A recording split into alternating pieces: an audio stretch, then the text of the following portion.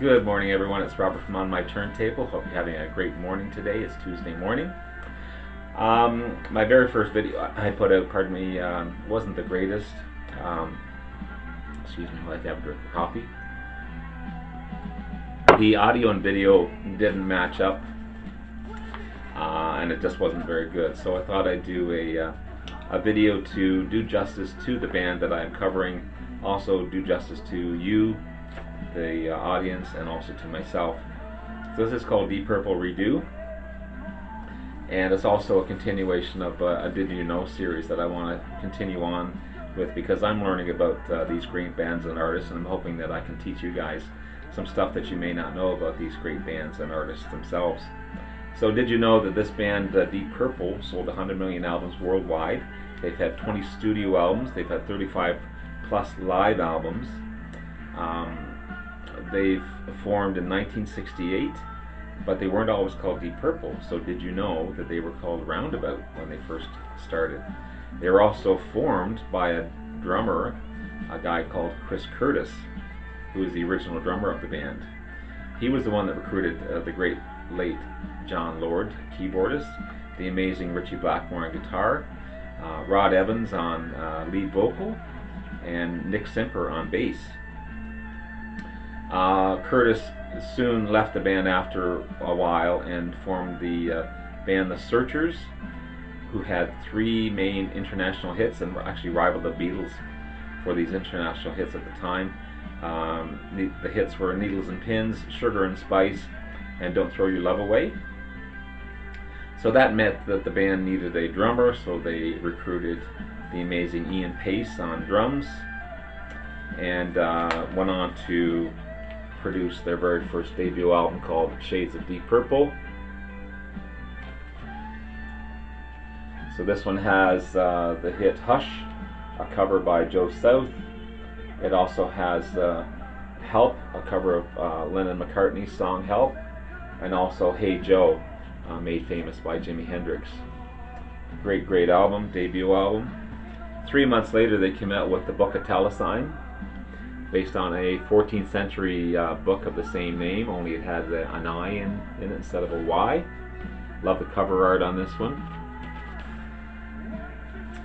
This one has a great cover of Kentucky Woman, made famous on classic rock radio. Neil Diamond wrote Kentucky Woman. Also We Can Work It Out by Lennon and McCartney, and River Deep Mountain High, another cover by Spector. Two progressive albums, more than rock. 2 great debut albums. They had a third album, self-titled Deeppurple, but they weren't really going anywhere. Ritchie Blackmore, the guitarist, wasn't happy with the direction that they were going in. He wanted a more hard-driven sound, and he just didn't feel that Rod Evans or Nick Simper were giving them justice. So he went on to recruit the amazing Ian Gillan, probably one of the top 5 singers of all time in rock history, and the great Roger Glover on bass, giving them a more hard-driving sound. This was all, Simper and Evans didn't even know what was happening, but they formed the Mark II version of the band. So Ian Gillan on lead vocal, Roger Glover on bass, Ian Pace on drums, John Lord on keyboard, and the great Ritchie Blackmore on guitar. They brought out this 4th studio album called In Rock, a very heavy sounding album. It's got the great hit Speed King on it, Bloodsucker, Child in Time, Flight of the Rat. Amazing album. Their 5th studio album, Fireball, I've yet to get. I apologize that I don't have it, but another amazing album. But I do have their 6th one. This is my first introduction to rock and roll, my first introduction to Deeppurple itself, the great Machine Head. This one has the hit Smoke on the Water, the classic. Every kid wants to learn how to play Smoke on the Water. It also has Highway Star, and Space Truckin' on it, and so many great hits off that one. Pardon me. I also have the remastered version on CD that has different lead parts on it. I still prefer the leads on this one, but I listen to this every once in a while. Great remastered version by Roger Glover. They then came out with the 7th studio album called Who Do We Think We Are? And this would be the last album that Ian Gillan and Roger Glover would perform on. Gillan and Blackmore weren't getting along at the time, and they still put out a great album. Moment from Tokyo was the big hit off of this one. They'd be apart until they decided to get back together again to pardon me, put out this great hit. This is their 11th studio album, Perfect Strangers.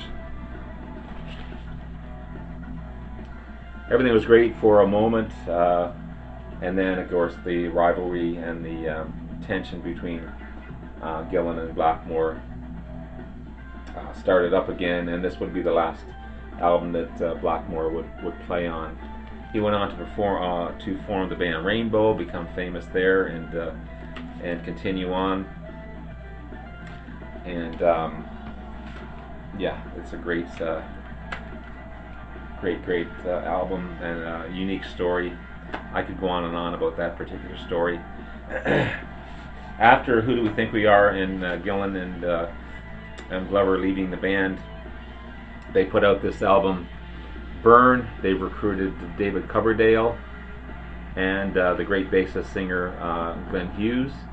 Coverdale, of course, went on to form the band Whitesnake, become famous in Whitesnake, still performing today, and the rest is history, so to speak. Ian Gillan went on to form the Gillan Band. He was with Black Sabbath at a time. Glover went on to play with Ritchie Blackmore and Rainbow. John Lord put out his own album at the time. Ian Gillan was part of Black Sabbath for a moment, and all these bands intermingled, and that's just the history of greatness. That doesn't happen today, but the Mark I and Mark II versions of the band are my favorites, and it's a quick look at a fantastic, amazing band that's still going strong today, that's still performing, that's still putting out hits. And Steve Morris now is the main guitarist from the Dixie Dregs. Played with Ted Nugent at the time. He's been with the band now for 30 some years. Ian Gillan still singing, not at his height. His glory was back in the 70s. His voice can't go that high anymore, but he's still performing. The band's still touring. They always talk about retiring, but they haven't yet. Yeah, it's, what can you say about Deep Purple? I could go on and on, but I'm not going to. I want to keep this as short as possible. But just have a listen to Deep Purple, a staple of classic rock radio, one of the grandfathers of hard rock, their early days progressive rock. 100 million albums worldwide. What can you say about a band such as Deep Purple? One of my favorites, continue to be one of my favorites, and will always be one of my favorites. Anyway, that's a look at Deep Purple, Redo. Have yourself a great day, and we'll talk to you again soon. Take care. Bye-bye.